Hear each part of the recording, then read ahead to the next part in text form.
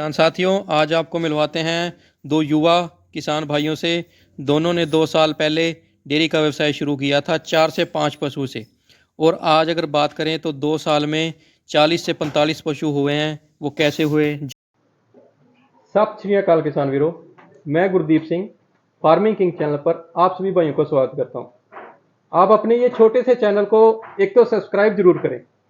कई भाई हैं वीडियो देख के चले जाते हैं तो सब्सक्राइब नहीं कर पाते। देखो, अगर सब्सक्राइब करोगे तो आपको और भी इसी काम के रिलेटेड एंड नए व्यवसायों के रिलेटेड आपको वीडियो मिलेगी। तो वीडियो को पूरा देखें, सब्सक्राइब करें और बेल आइकन घंटी का बटन जरूर दबाएं। तो किसान वीरों, आज फिर हम आपको मिलवाते हैं हरियाणा के अम्बाला डिस्ट्रिक्ट में, जहां पर एक छोटे से गांव में कौशिक डेयरी फार्म पिछले 2 साल से बहुत ही अच्छा सफलतापूर्वक चल रहा है। तो ये दो भाई हैं, यंग हैं, दोनों दोनों वैसे फार्म को चला रहे हैं।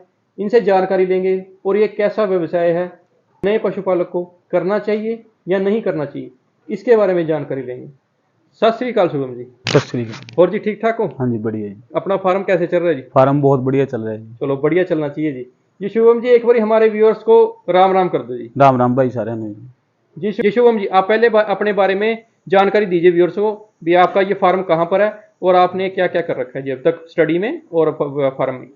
मेरा नाम शुभम कौशिक है जी। जी हम छोटे से गांव यहाँ लोटो से हैं जी जो कि अम्बाला जिला में पड़ता है। जी हमारा डेयरी फार्म का काम है और मैंने बीकॉम और एमकॉम किया हुआ है नारायणगढ़ से। जी और पिछले 2 सालों से ये डेयरी का व्यवसाय हम लोग दोनों भाई कर रहे हैं। जी जी हमारे व्यूअर्स को बताइए कि आपने ये जो डेयरी का व्यवसाय है, ये आपने कब शुरू किया था?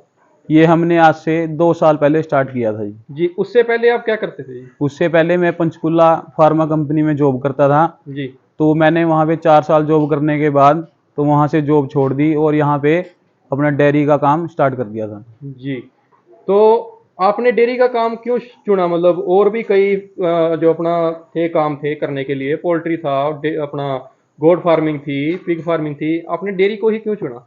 क्योंकि हम जब ये घर का पहले ही काम था, जो हमारे फादर साहब थे वो थोड़े छोटे लेवल पे करते थे। जी तो अब हमने इसको थोड़ा और बढ़ा दिया है, तो हमें ये बढ़िया लगा, तो हम इसलिए भैंसों का काम, हमें इसके बारे में नॉलेज भी है, तो हम यही काम कर रहे हैं। आपने स्टार्ट किया तब आपने कितनी पैसों से स्टार्ट किया था?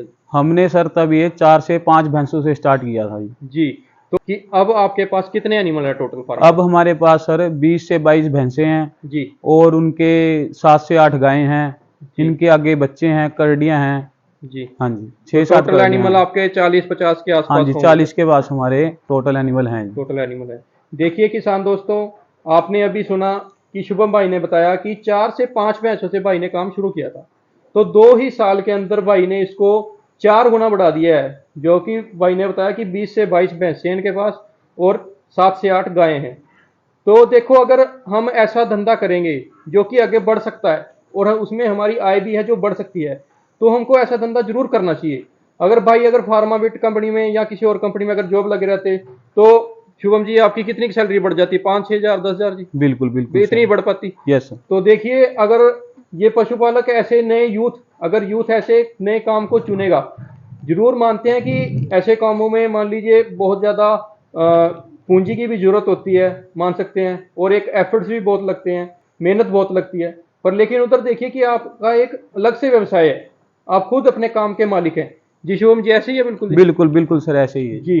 तो शुभम जी, और बताएं आप मेरे को कि आपको अभी 2 साल में कोई भैंसों में दिक्कत, कोई परेशानी आगे से नजर आई, कोई मतलब कोई बीमारी वगैरह? नहीं सर, हमें भैंसों में कोई दिक्कत नहीं आई है, जी बल्कि गाय में थोड़ी बहुत आ जाती है सर। जी भैंस में कोई दिक्कत नहीं है किसी भी तरह की। जी तो सर, अगर दूध की बात करें तो आपके पास जो भैंसें हैं उनमें से कम दूध की कितने दूध की भैंस है और ज्यादा दूध की कितने दूध की भैंस है?